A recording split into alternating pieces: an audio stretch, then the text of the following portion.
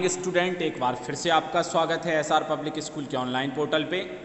आज class 11th की जो बुक है पॉलिटिकल थ्योरी, उसका हम चैप्टर 5 समझेंगे। राइट्स होते क्या हैं और राइट्स का क्या इम्पोर्टेंस है एक किसी भी व्यक्ति के जीवन में। तो सबसे पहले इसका एक ओवरव्यू देख लेते हैं कि हमारी डेली की लाइफ में हम हमेशा अपने अधिकार या राइट्स की बात करते हैं। एक डेमोक्रेटिक कंट्री का सिटीज़न होने के नाते हमारे पास बोलने का अधिकार है, वोट डालने का अधिकार है, हमें अपनी खुद की पॉलिटिकल पार्टी बनाने का अधिकार है। इसके अलावा हम इलेक्शंस में पार्टिसिपेट करें, ये भी अधिकार हैं, और भी बहुत सारे अधिकार हैं। लेकिन जनरली आप देखोगे तो जो पॉलिटिकल एंड सिविल राइट्स हैं, आज लोग जो हैं उनको लेके नई नई डिमांड्स कर रहे हैं। पहले जो राइट्स थे वो लिमिट में होते थे, आज लोग नए नए राइट्स की मांग कर रहे हैं। जैसे क्लीन एयर का राइट हो, स्वच्छ हवा का, स्वच्छ जल का। Rights are claimed not only in relation to our political and public life but also in relation to our social and personal relationship. Rights जो हैं वो केवल एडल्ट ह्यूमन बींग्स के लिए नहीं, जबकि बच्चों के लिए भी हैं, ऐसे गर्भस्थ शिशुओं के लिए भी हैं, एनिमल्स के लिए भी हैं। मतलब राइट का मतलब ये नहीं कि केवल मानवों के राइट, जानवर, पेड़ पौधों तक के लिए राइट्स की डिमांड उठ रही है। इस चैप्टर को पढ़ने के बाद हम समझ पाएंगे what do we mean when we speak of rights, कि जब हम राइट्स की बात करते हैं तो इससे हमारा क्या मतलब होता है, कौन से बेसिक राइट्स मिलने चाहिए, और जो राइट्स हैं इनके पीछे क्या पर्पज़ है और क्या इनका इम्पोर्टेंट है। सबसे पहले बात करते हैं व्हाट आर राइट्स, के राइट्स होते क्या हैं। तो right is essentially an entitlement और जस्टिफाइड क्लेम। हर वो चीज़ जो हमें जस्टिफाई है, इंटाइटलमेंट है और एसेंशियली भी है। मतलब कह सकते हैं हमारे हक की चीज़ ही हमारा अधिकार होती है, जिसका मतलब है कि सिटीजन्स और इंडिविजुअल्स जो कि ह्यूमन बीइंग्स हैं, कुछ चीज़ें जो हैं वो उन्हें कंसीडर की जाती हैं कि ये उनके अधिकार हैं, और उनके अधिकारों को ही या उनके हक को ही हम राइट्स कहते हैं। जिससे कि किसी भी सोसाइटी को, मान लीजिए कि कोई एक सोसाइटी है, उसमें एक राम नाम का व्यक्ति है, राम के पास पढ़ने का हक है, राम के पास घूमने का हक है। तो ये जो हक है यही तो अधिकार है, और इस अधिकार से मुझे नहीं लगता कि सोसाइटी के किसी अन्य व्यक्ति को प्रॉब्लम होगी, क्योंकि ये अधिकार या हक सोसाइटी का हर व्यक्ति चाहता है। तो कहने का मतलब इतना सा है, हर वो चीज़ जो व्यक्ति के टैलेंट को निखारने में, व्यक्ति के विकास को कराने में एवं एक गरिमापूर्ण ज़िंदगी जीने में जो ज़रूरी है, जिससे विकास होता है और जिससे समाज के दूसरे तबके के लोगों को कोई नुकसान नहीं है, ऐसे जो एसेंशियली इंग्रेडिएंट्स होते हैं ज़िंदगी में, उन्हें हम राइट्स की श्रेणी में शामिल कर सकते हैं।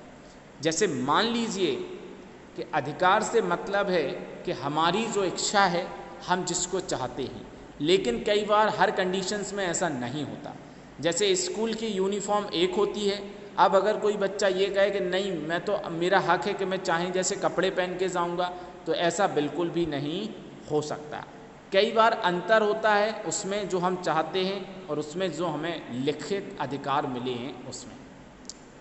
राइट्स की बात करें तो राइट्स वो क्लेम होते हैं जो हमारे साथ चलते हैं, हमारे लिए ज़रूरी होते हैं एक रिस्पेक्ट और डिग्निटी वाली लाइफ जीने के लिए। अगर फैक्ट में देखें तो एक ऐसा ग्राउंड जिसमें वो सभी राइट्स होने ज़रूरी हैं, जो कि एक ऐसी कंडीशंस प्रोवाइड कर सकें जिससे कि हम अपनी सेल्फ रिस्पेक्ट और डिग्निटी को मेंटेन कर पाएँ। For example, right to livelihood, रोज़गार या आजीविका का अधिकार ज़रूरी है, क्योंकि आजीविका स्वावलंबी और डिग्निटी के लिए ज़रूरी है। Gainfully employed gives a person economic independence, हर व्यक्ति को रोज़गार का अधिकार होना चाहिए, क्योंकि रोज़गार होगा तो उसकी इकोनॉमिक इंडिपेंडेंस, वो इकोनॉमिक वे में आर्थिक रूप से किसी दूसरे के ऊपर डिपेंड नहीं होगा। आज हमारी जो बेसिक नीड्स हैं उनमें हमें फ्रीडम चाहिए, जिससे कि हम अपने टैलेंट और इंटरेस्ट को पूरा कर सकें। Right to express ourself freely, हमारे पास ये अधिकार हो कि हम खुद को फ्रीली एक्सप्रेस कर सकें, जिससे क्या होगा कि चाहे वो कोई भी क्षेत्र हो, राइटिंग हो, डांस हो, म्यूज़िक हो, या कोई और अदर क्रिएटिव एक्टिविटी हो, अगर हमारे पास फ्रीडम ऑफ एक्सप्रेशन है तो एक डेमोक्रेटिक गवर्नमेंट में इसे अच्छा माना जाता है, क्योंकि इससे गवर्नमेंट के साथ साथ इंडिविजुअल्स को भी फ़ायदा है। जब तक लोग अपनी राय नहीं रखेंगे तब तक किसी भी चीज़ में बेटरनेस नहीं आ सकती। दूसरा एक ग्राउंड या तरीका है कि राइट्स जो है वो क्लेम्ड है कि जो चीज़ें हमारे लिए नेसेसरी हैं, हमारे लिए अच्छी हैं, जो हर एक इंडिविजुअल्स को हेल्प करती हैं, उनके डेवलपमेंट में, उनके टैलेंट को निखारने में, वो चीज़ें ही राइट होती हैं। जैसे right to education. Right to education से मतलब है कि एजुकेशन ज़रूरी है हमारी कैपेसिटी ऑफ रीजन्स और भी बहुत सारे स्किल्स को डेवलप करने के लिए, तो इसीलिए हमें राइट टू एजुकेशन दिया गया है। इसी सेंस में हम देखें कि यूनिवर्सल है। राइट टू एजुकेशन क्यों है? यूनिवर्सल राइट है, इसलिए राइट है कि दुनिया में मोस्टली एक एजुकेशन ही ऐसी व्यवस्था है जिसके थ्रू व्यक्ति अपने आप का डेवलपमेंट कर सकता है। इसके अलावा मेडिकल रिसर्च से ये प्रमाणित हुआ है, लेकिन कुछ ऐसी चीज़ें जो समाज के लिए हानिकारक हैं, जो हो सकता है किसी एक व्यक्ति को तो अच्छी लगें लेकिन समाज के दूसरे व्यक्तियों के लिए नुकसान पैदा करें, उनको हम राइट्स में नहीं शामिल कर सकते। मेडिकल रिसर्च में ये पाया गया है कि ड्रग्स या इंजूरियस ड्रग्स जो है, स्मोकिंग जो है, वो हर एक व्यक्ति के हेल्थ के लिए हानिकारक है और ये हमारे रिलेशनशिप दूसरों के साथ उस पर भी असर डालती है। जब कोई व्यक्ति स्मोकिंग करता है तो उसके साथ साथ उसके आसपास खड़े होने वाले लोगों को भी स्मोकिंग से परेशानी या स्वास्थ्य संबंधी समस्याएं हो सकती हैं। इसीलिए सरकार और कानूनी रूप से कभी भी स्मोकिंग को, ड्रिंकिंग को अधिकार नहीं कहा जा सकता। Where do right come from? Rights आते कहाँ से हैं? 17th और 18th सेंचुरी में बहुत सारे ऐसे पॉलिटिकल थ्योरिस्ट और फिलोसफर्स थे जिन्होंने कहा कि राइट्स जो हैं वो नेचर और गॉड ने हमें दिए हैं। राइट जो है वो नेचुरल लॉ होते हैं। इसका मतलब है कि हर व्यक्ति को जन्म से ही अधिकार प्राप्त होते हैं और कोई भी समाज या शासक या गवर्नमेंट इन अधिकारों को नहीं हनन कर सकता। दीज राइट आर इनएलिएनेबल होते हैं। No one can take these right away from us. कोई भी हमसे हमारे अधिकार नहीं छीन सकता। और they identify 3 natural rights of man. Mostly पुराने टाइम पे 3 तरीके के नेचुरल राइट्स माने जाते हैं। राइट टू लाइफ, जिंदगी जीने का अधिकार, लिबर्टी, स्वतंत्रता का अधिकार, और प्रॉपर्टी, संपत्ति का अधिकार। मोस्ट ऑफ द राइट्स आज के टाइम में इन्हीं राइट्स से निकले हैं। अगर आप रिसेंट ईयर्स में देखें तो ह्यूमन राइट्स ज़्यादा प्रचलन में हैं बतौर नेचुरल राइट्स के। नेचुरल राइट्स इतना ज़्यादा आप लोग नहीं सुनते, लेकिन ह्यूमन राइट्स, मानवाधिकार आयोग भी है। ये इसलिए है कि नेचुरल लॉ जो है और a set of norm that are laid down by force by nature और गॉड अपीयर्स अनएक्सेप्टेबल टुडे। क्योंकि पुराने टाइम के जो राइट्स थे जिन्हें माना जाता था कि भगवान या नेचुरल ने बनाए, वो आज की सोसाइटी पे एक्सेप्टेबल नहीं है। जैसे right are increasingly seen as guarantee. Rights जो है वो गारंटी होते हैं किस चीज़ की? ह्यूमन बींग्स के, और वो खुद ही इस राइट्स को बनाते हैं।